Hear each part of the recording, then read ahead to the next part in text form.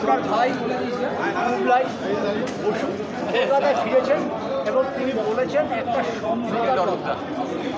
আজকে যে অবস্থায় নির্বাচনী প্রচার রয়েছে তার এই সমঝোতার প্রস্তাব নিয়ে আপনার প্রতিক্রিয়া?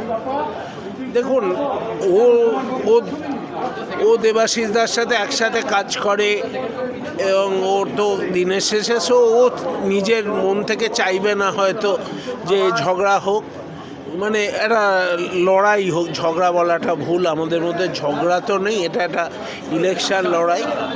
সো এমনি দেখবেন আপনি সারা পৃথিবীতে দুই ভাইয়ের মতপার্থক্য সব জায়গায় আছে। এটা তার মানে এই নয় যে দুই ভাইয়ের মধ্যে সম্পর্ক নেই বা দুই ভাই দুজনকে চুলোচুলি করে মারছে। সো এইসব কথার ও আমায় বলেছে আগে যে কেন তোরা ঝগড়া করছিস, এটা ওর পয়েন্ট অফ ভিউ। সো আমাদের এই পয়েন্ট অফ ভিউ মেলে না। আজকের এই প্রেক্ষিতে সম্ভাবনা আছে সমঝোতার, কি আদৌ কোনো সম্ভাবনা আছে? দেখুন, সমঝোতা বলে ব্যাপারটা নয়, সম্ভাবনা আমার মনে হয় না আজকে সেই দিকে কিছু আছে। তবে আমি হ্যাঁ না অমনি করে আমার সাথে তো কোনো ঝগড়া নেই বা আমার সাথে কোনো মারামারি নেই, কিন্তু আমি বলবো যে আজকের যা পরিস্থিতি সেইখানে সম্ভাবনার চান্স কম, কারণ অনেক কিছু ওই দিক থেকেও হয়েছে।